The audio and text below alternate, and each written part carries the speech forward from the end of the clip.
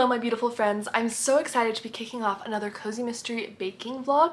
So if you didn't see it, I did my first one of these in April. I will link it above, but basically I read 3 cozy mysteries and I baked or cooked a recipe from each one because many cozy mysteries, even ones that aren't technically food themed, have recipes. So I'm going to kick this vlog off by showing you the couple of books I'll be reading in this vlog, and then we're actually going to dive right into making a pasta dish from one of them because it is lunchtime on a Saturday and I am quite hungry. I'll be honest, I'm not really in a mood to cook, but I know the minute I start cooking I'm going to feel so good, and I love pasta and this sounds amazing. So let's go ahead and dive into the books real quick. So I have, and this has been on my cozy mystery series to start list for 2025, so I'm so excited to finally be reading it. This is the Berry Basket mystery series by Sharon Farrow. It's called Dying for Strawberries. It is book 1 in the series. I bought this off Thrift Books. It's in very bad condition, but it's readable and I'm enjoying it so far. I am about halfway through this book. Our main character is Marley Jacobs. She runs this berry shop. So it's like a foodie cozy, but not in the sense that she has a restaurant or a catering business. Instead, everything in her shop has to do with berries. So I mean, she has muffins, margaritas, smoothies, jams, like everything you can imagine. This is a late summer cozy mystery and it takes place during the annual Strawberry Moon Bash, which is really exciting. And it does take place in Michigan. So far I'm really enjoying it. The writing is just so cozy and heartwarming. I love the descriptions of the berries. There's been a lot going on so far. There's been a disappearance of a friend, a murder, so it's a lot going on. I am really loving this series, so very excited to continue that one today. I'm also going to be reading Liver Let Die by Liz Lipperman. This is the first in the Clueless Cook mystery series, which I think is really fun because the main character doesn't actually know how to cook. So I thought that'd be funny for this, but this is the cover. It is book 1 in the series, and this takes place in Texas. Our main character is Jordan, and she dreams of being a sports columnist, not a food critic. But she gets this opportunity to fill in for a culinary reporter at the Small Gazette, and it's better than writing personal ads, so she takes it even though she's a clueless cook. So I think the recipes are from like a restaurant she visits. The one I'm going to be making is called Longhorn Prime Ribs Rattlesnake Pasta, and the title of this I'm assuming is based on a restaurant or something, or a person in the book, because there's nothing to do with prime rib in this. It's actually a chicken pasta. There's mushrooms, onions, squash, zucchini, some cream, garlic. It's like kind of a spicy, garlicky Cajun sauce with like cream, like a creamy sauce. So I'm very excited for this. I was a little overwhelmed because there is quite a list for the ingredients. It feels very long, but it's not actually that bad, especially when you're looking at it and going, oh, this is, you know, half of this is like seasoning. So it's not actually that bad. I need to break it down in my head. Then I'm listening to Southern Sass and a Killer Corpse by Kate Young. This is the second in the Mary Jean Brown mystery series, which is a Southern diner mystery series with a little bit of a supernatural element because Mary Jean, our main character, can see and talk to her mother's ghost at times, but there's nothing else that's really supernatural about it. So if you like a touch of whimsy like I do, this is a really fun one. I listened to book 1 like 2 or 3 months ago, really liked it, so I'm excited to be listening to book 2. I'm about halfway through it currently and really enjoying it, so I'm going to continue to listen to that while we cook today. And yeah, very excited for that. I will be making peach muffins from that book, and I actually found a blog post where the blogger went through and read the book, reviewed it, and made the peach muffins as well, so I'll link her blog post below if you want to check it out. But yeah, I'm listening to the audiobook right now, and then I didn't mention, but I will be making strawberry muffins from the Dying for Strawberries book. So we're going to do a lot of muffins and pasta in this. Then last but not least, this one is one I'm not actually going to pull a recipe from, but it is kind of foodie and I want to read it really badly, so we're throwing it in as a bonus read.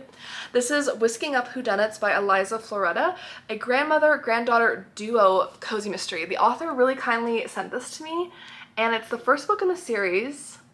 And our main character, Emma, is a grandmother to a moody teenager, Chloe, who's coming out to visit for the summer. And she runs a bed and breakfast. So there aren't recipes specifically included in this, but it just seemed so, like the Whisking Up Whodunits, I just couldn't resist including this. And it looks like a short read. It's like 200 some pages, and I really wanted to read it. So we're just gonna throw it in as a bonus, but my 3 books for the recipes will be Liver Let Die, Dying for Strawberries, and Southern Sass and a Killer Corpse. So let's go ahead and get into the pasta recipe from Liver Let Die.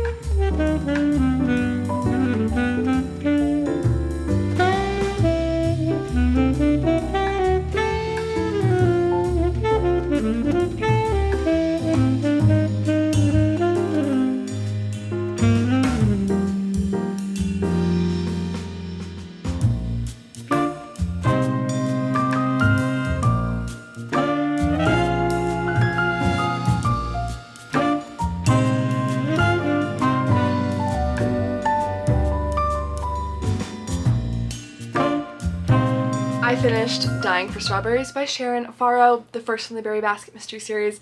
5 stars. I love this. I love the setting, I love the theme, I love Marley, I love the characters. The mystery got me. I had what I thought was a really solid conclusion, and then I was completely fooled. If you can hear any noise in the background, I'm sorry, that's my laundry. But I love this. Read this. I recommend it. I think this is amazing. In fact, that's not an endorsement. I actually went on eBay and I found a lot for 2 of the books in the series because they're kind of hard to find. They don't have audiobooks, unfortunately, and they're a little bit of an older series. So I got Killed on Blueberry Hill by Sharon Farrow and Mulberry Mischief. So I think I'm missing book 2, but this is 3 and 4. And look how perfect this is for fall. I mean, come on. There's a Harvestberry health fair, so she's stocking up on elderberry products for cold and flu season. So yeah, needless to say, this is a knockout. This could be like a new favorite for me. I really, really loved this. The writing was easy to consume. I just enjoyed it so much. And the main character seems like she gets a parrot at the end, or some kind of bird. So this might be making my unique cozy mystery animal sidekick video when I eventually publish that. But I do have a little book haul, so on top of getting these from eBay, I have some books from the library and a book a publisher sent me, which was this one here. How beautiful is this? I talked about this recently in a new Cozy Mystery release video for July, and the author actually saw the video, kindly reached out to me on Instagram, and got her publisher my information, and they sent this to me. This is Into the Leopard's Den by Harini Nagendra. It's a Bangalore Detectives Club mystery, so this is historical fiction. This takes place in 1922, and our main character is an amateur detective. She's currently pregnant and under the very watchful eyes of her protective mother-in-law, and she gets involved in a case. I believe her husband is also a detective. I will be jumping in kind of mid-series with this, but I believe you can read these as standalones. But I am so grateful for this book. It's gorgeous. I mean, look at this. It's so beautiful. It's so beautiful, and I have been having a really good time with some historical fiction recently, which isn't my usual, but I'm really enjoying it, so I'm very excited. I'm going to try my best to get to this in August. I also picked up Murder Hooks a Mermaid by Christy Fifield, which is the one, I think it's the second actually, in the Haunted Souvenir Shop mystery. I don't think my library had book 1, but like I said, I'm trying to work on this Cozy Mysteries with Unique Animal Sidekicks video because I've done both dogs and cats now, which I'll link above, and this was a request. I thought this was so fun, and there's a parrot. So this takes place in Florida, and our main character inherits this like haunted souvenir shop from her uncle, and a parrot named Bluebeard, who apparently has quite the vocabulary just like her uncle. So I'm really curious. That alone is all I need to know. But it's a Bayside souvenir shop, which sounds really interesting. I don't know why it's called Haunted. I think it's because the parrot is supposed to be possessed. I'm not entirely sure. This is a very new to me series. I haven't read anything from it. It looks really cute. I haven't heard anything about it, so I'm excited to try this out. As for some thrillers, I picked up These Toxic Things by Rachel Housel Hall, who I've had hit or miss time with. I really enjoyed What Never Happened, but I didn't love, what is the other book I tried? I can't remember. I think What Lies Here or something like that. I'll put it on screen. But I thought this one sounded interesting and I wanted to give it a shot. It's supposed to be like a crime fiction thriller.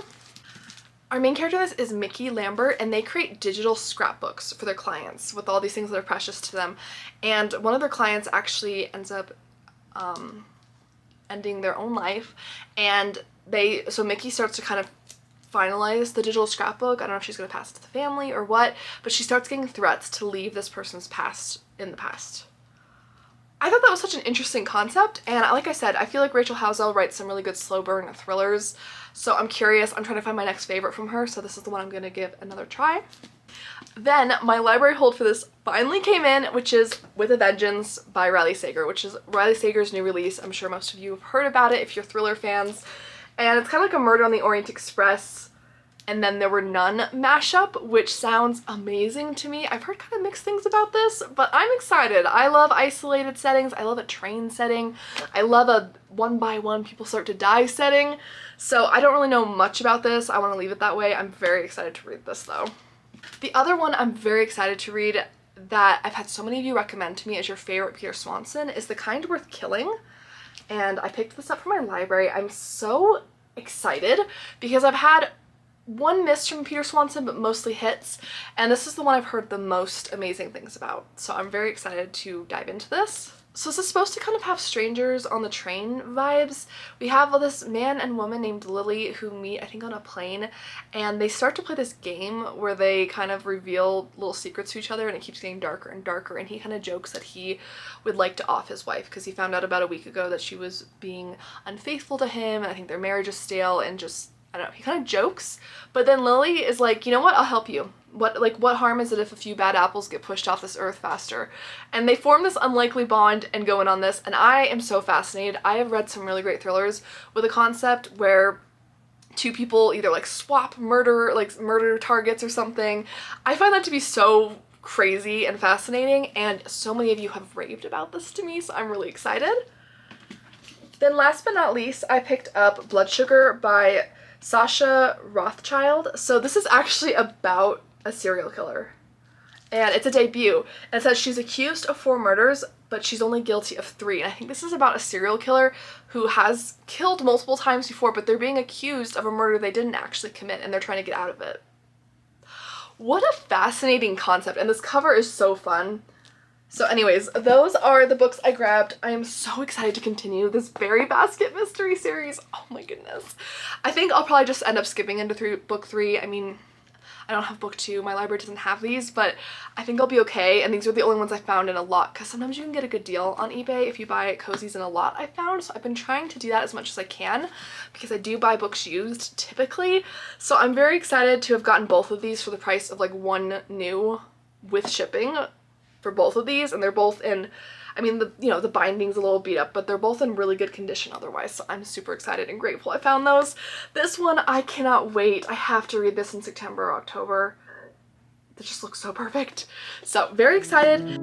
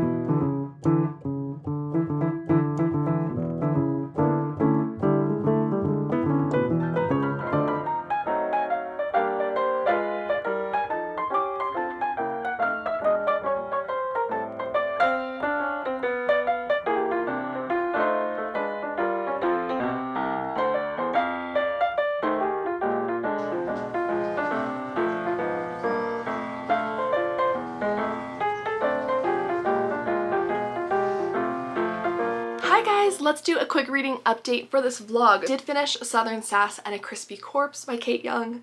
I'm gonna give this 3.5 stars. I think I gave the first book 4. This one I felt like just kind of dragged its feet a little bit more, but the ending really paid off and was a really solid, intense ending that was pretty unique for a cozy mystery. So I definitely still enjoyed this, and I'm looking to finish the 3rd and last book in the series. Would recommend it. It's a really interesting diner series. I find the ghost element with her mother very interesting because her mother's trying to kind of make retribution for like her sins on Earth or something like that. It's not fully explained, but that's kind of the gist of it, and I really enjoy that. I also enjoy her relationship with her sister and her father. I feel like they have a very interesting family dynamic. Then I am almost halfway through Whisking Up Whodunits by Eliza Floretta. Really enjoying this. I'm feeling about 4 stars at this point. I mean, I'm only halfway through. I will give a final rating, but I am really enjoying this. My smallest critique is that I almost feel like I want a little more detail. This is a very brief book. It is just over 200 pages, and sometimes I feel like I want a little more detail from the chapters, but overall I am really loving this. So our main character in this is Emma. She is a grandmother to Chloe, who is a teenager who is coming out to live with her during the summer.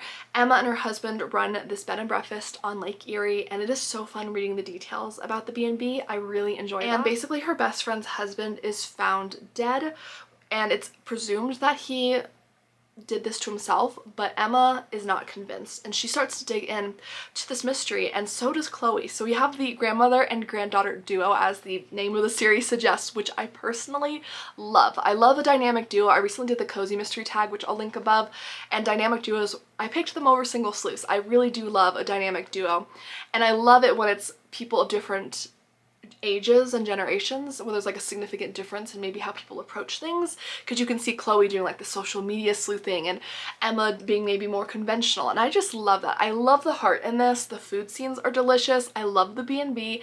I'm really excited to see where this mystery is going. I don't have a solid guess yet, but so far this is going really well. We have finished Southern Sass and a Crispy Corpse, 3.5 stars. This one is feeling really strong, so far this vlog's going great. I am planning on hopefully making those peach muffins today, which is from the Southern Sass and a Crispy Corpse book.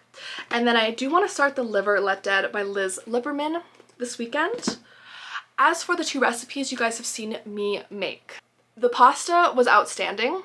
I did completely overlook the part of the recipe where you're supposed to dredge the chicken in like a flour Cajun seasoning mixing. I just sauteed them with Cajun seasoning. I totally forgot about doing that until it was too late, because that's how I usually cook chicken for recipes. So, I mean, yeah, I guess I missed that part of it, but everything else I followed to a T, and I really loved it. I would definitely make this recipe again. It was a hit with my husband. I loved it. I loved the little bits of jalapeno in it. Oh, so good. So highly recommend it. I thought that was a phenomenal recipe. Honestly, I even think if you are a vegetarian, you could just skip the chicken and like maybe double the mushrooms. I love how the mushrooms turned out in this cream sauce. I thought it was phenomenal. This tomato Cajun like cream sauce, oh, so good. So this one, highly recommend the Rattlesnake pasta dish. As for the strawberry smash muffins, I liked those. I do feel like I wanted a little more flavor, like a little more strawberry flavor. I almost want to take like strawberry extract or something to the batter, because I like the chunks of strawberry, but I kind of wanted to give it more strawberryness overall. But it's still very good, very light, kind of savory strawberry muffin, still very good. And yeah, I'm excited to try these peach muffins. I've never had a peach muffin, I don't think. So I'm excited to see how this goes, and yeah, let's go ahead and get some reading and cooking done today.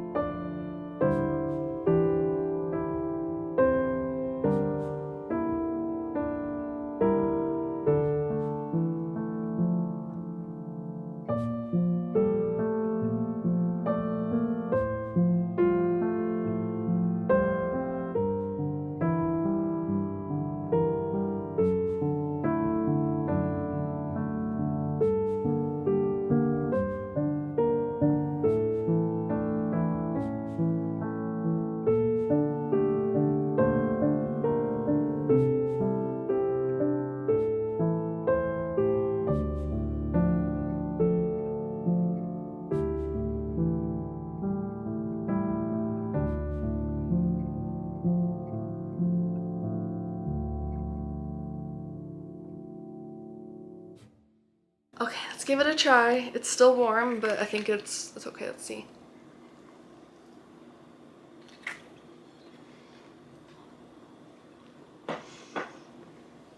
It's good. The muffin itself is really subtle. So the muffin itself, very subtle flavor. Personally, I would probably up the cinnamon myself, but I do like really strong flavors. The peaches are pretty good. I would like to try this eventually with fresh peaches. It just didn't have any like good ones in season right now, so I was like, let's just do canned so we at least get some consistent flavor with it. But it still turned out pretty good. Again, I'll have this recipe linked down below because I did find it online on a blog. They actually tried the recipe as well, so you can definitely check out their blog. I'll have it linked down below. But I think this is pretty solid. I would say the biggest hit for the cooking out of this video was definitely the pasta dish, which might just be because I love pasta. I mean, like a Cajun creamy pasta, jalapenos and like all these yummy veggies and mushrooms and stuff, absolutely. But the strawberry and peach muffins are both really good. I feel like I would still stick with my favorite blueberry muffin recipe just because I have that one down pat and I love it so much, but these are both really fun to experiment with, so I'm excited that I tried them. Anyways, let's go ahead and hop into the next reading update. All right, final wrap up for this Cozy Mystery baking vlog. I hope you guys enjoyed this. I finished Live or Let Die by Liz Lipperman. This is so good. I haven't heard like anyone talk about this series and I'm so surprised by that.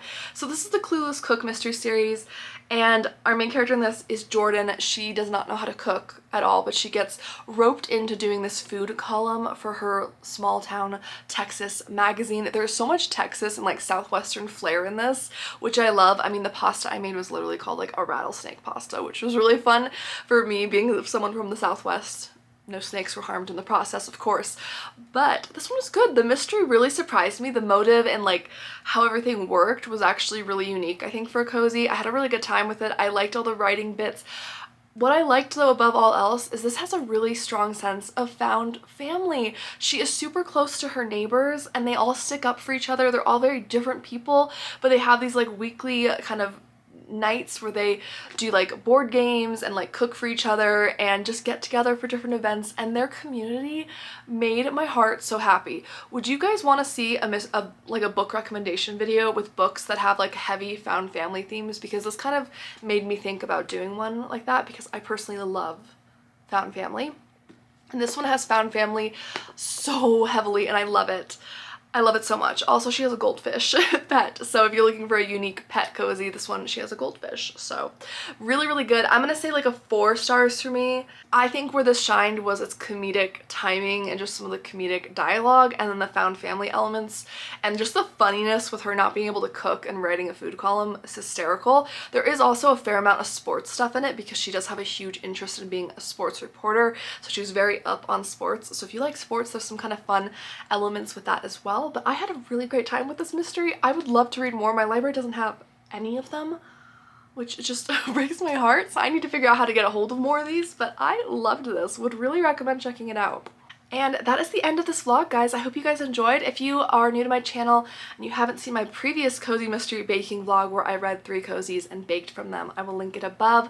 But yeah, I loved this. Whisking up Whodunits was phenomenal, really fun, really cozy. I love the grandmother-granddaughter duo. I loved the berry basket mysteries. I can't wait to continue that series. And then I have one more from the Kate Young series, which I'm looking forward to listening to on audio and hopefully wrapping up in the next month or 2.